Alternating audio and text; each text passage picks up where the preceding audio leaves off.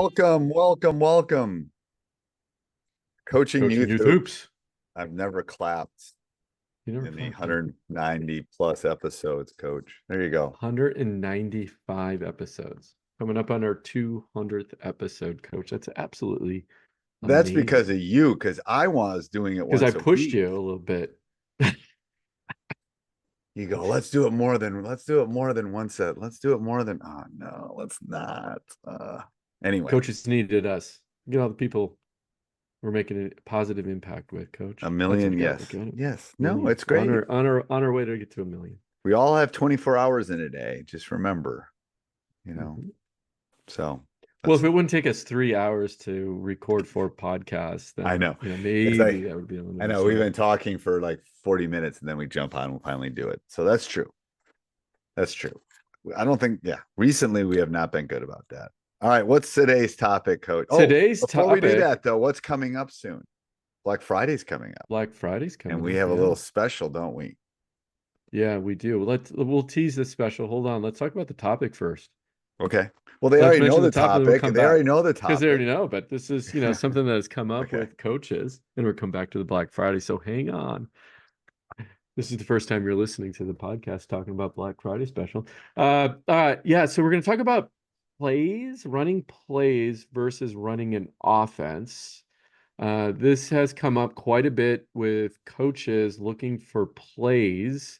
And I don't know. I think what I always try to advise them is run an offense. Don't focus just on plays. But we're going to come back to that topic. And before we do, coaches, go check out our Black Friday special. It's a whopper. Go to coachingyouthhoops.com/Black-Friday.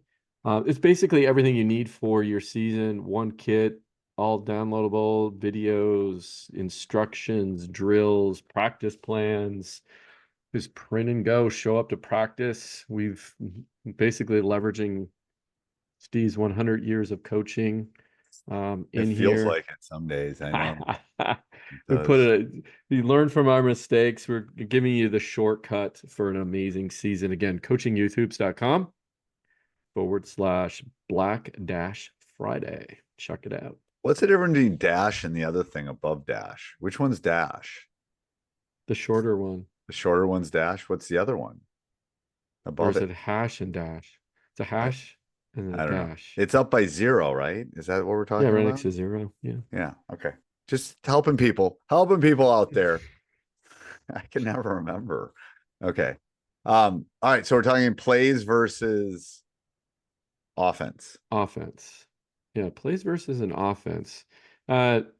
Should and at what age do you introduce plays? What age should you really focus on an offense? Should you do plays? I mean, there's lots of stuff to unpack here. So, first off, I think it's basically what you're trying to do is put the little ball in the big hoop and be a lot more efficient doing so. What's the quickest way to do that? Right? I mean, at the end of the day, that's what we're all trying to do. Doesn't matter what level you're at, little ball, big hoop. Okay. So do you run plays or do you focus on an offense? I always say start with the fundamentals because it doesn't matter if you have a plays or an offense. Nothing is going to work if you don't have the basic fundamentals. Shouldn't be running plays at, kindergarten through second grade because they're not going to remember them unless there's some skilled crazy outliers. Okay. So running plays or creating an offense. If you have the fundamentals down, what are the fundamentals? Dribbling, passing, I would even maybe including screening in there. All the basic things you need to run a play or run an offense. Right? Next thing I would think about, I mean, we all have plays, right? We have our inbound play, our sideline play. Those are some basic plays. I think what coaches are after in this struggle, though, was figuring out offensive plays to get to score. Yeah, there's a couple of things. First of all, I agree with when you should start it, probably late elementary. They're a little bit like peanut butter and jelly. Like I think they go well together. I do believe you need an offense and a base offense, which teaches specific skills. Um, but then I think I always think of plays as like you're scaffolding, you're teaching something to a specific kid, or you're trying to isolate a specific player. Um, Mm. Hmm. so maybe I have my best player and I want to just clear out a side. That's a good time to have a player. Maybe I want to set a ball screen or something like that, or I want to get the ball into the post. So I find plays is, and it's hard sometimes because you don't want things to overlap, but you want to get something specific out of a play. Like, what is it that you want to get out of it? And then you shouldn't have more plays that do that. So I think that's a mistake. That it's kind of like the bright light kind of thing. They see it and they turn to it. Oh, that will score. We'll score off that. You keep adding, and Right. that's the road you don't want to go down. You want to go down the road of thinking about what you want from the play, why are you running the play, and what is the play doing. And then no other plays or no other part of your offense is going to get that thing happening, whatever it is. I don't Depends on Hmm. your team. Um, but I think you need some, definitely, because there's times in a game or times out of a timeout or something like that you need to be able to call something. But it can be, I mean, some of mine are real basic, like just clear out a side for people and let them create kind of things. It doesn't have to be super Mm-hmm. complicated. I think sometimes people get too complicated, and that's you stumble on that because then you kind of fail, I think. Yeah, no, I definitely would agree with that. And I really don't start introducing plays until seventh or eighth grade. Uh, and the plays are all off of our core offense. We, of course, run the blitz, so it's all based off of that. What I teach, though, which is slightly different, oh, it's slightly different, it is different, are reads. So in our offense, what are you seeing happening? How is the defense countering things? And then what's the read you can do off of that? And I think that then by teaching that fundamental, the players on the court can adjust quickly. And again, of course, that takes practice to see and repeating that action, but I find that works better. Right. We'll run a zone play specific, right? If we're not scoring or if we're, you know, uh, we have a couple, but not a lot. We just basically focus on the blitz and reads and a lot of fundamentals.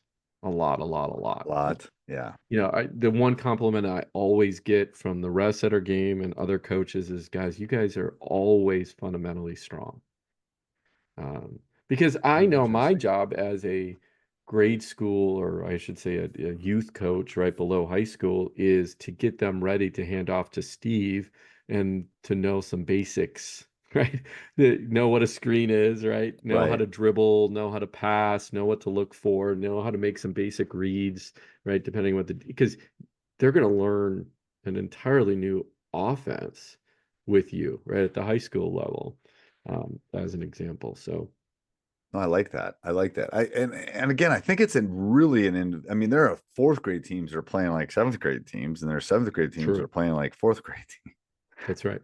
Because I've Yeah, seen them. It's like I think it's a really individualistic thing. But I think you again, you want to simplify, you want to simplify, you want to simplify. yeah. Doesn't matter Whatever what you do, you, yeah, yeah, whatever you exactly. do. And you shouldn't have set, you're not calling out a different play every time on the court. That's definitely should not be happening at any level, Definitely to be not honest with at you. any level. That's true. Yeah, yeah. Well, if there was a general rule, though, would you say no plays and just focus on offense at the youth level, I mean, if I had to pick or one, minimal plays? Like, I would go offense over plays if I had to pick one of the two. okay, yeah, I would definitely not, because you won't have enough. There aren't enough plays. First of all, they're not going to remember them, and there aren't enough variations that you're going to be able to attack everything that you see. But yeah, if you're teaching them how to play, I think it's a better thing.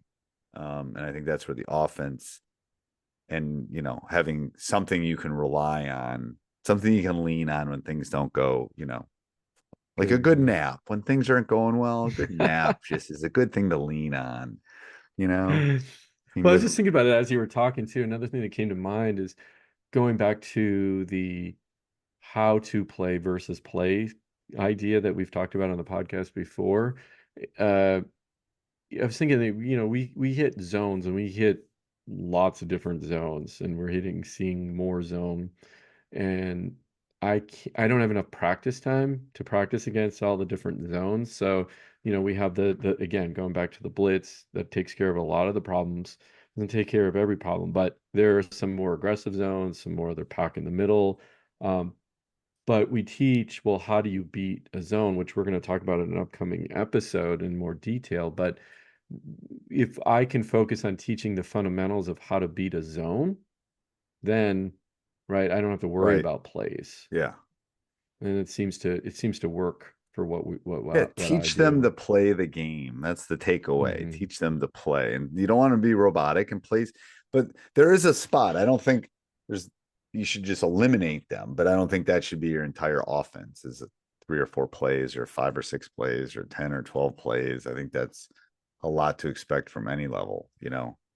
Well, and the other thing I was thinking about this as I was writing the information for this is, what Alex is doing at transforming basketball. I think he goes to an extreme that we shouldn't even teach an offense. I think that's too far. And again, we had him on the podcast before, and he's doing amazing work.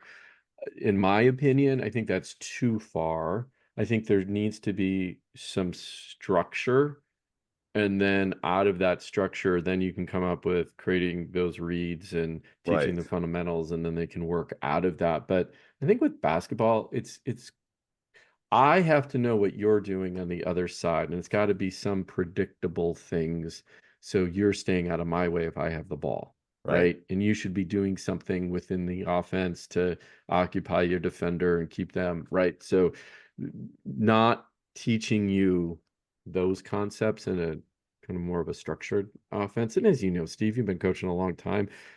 In practice, you have the best freaking offense, right? Always Your looks good. offense is Yeah. it's amazing, right? Yep. And then Then you go boom, play, then you go play your first game and you go, oh, we're horrible. Yes, I know. horrible. Yeah. That's usually the So way it works.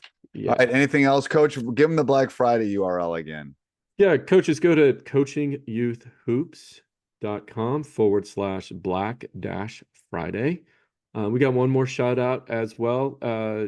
Please support our sponsor, Game Changer. They're bringing helping bring this content to you at no cost. Go to gc.com/coaching youth hoops. And if you haven't tried out their new feature of annotation on your game footage that you can then share, it's amazing. And at a it's free for coaches. You will save a ton of time and build better practices and better players by using that. Again, Yeah. that's at gc.com/coaching youth hoops. All right. Go over and check it out. Till next week, coach. Next week.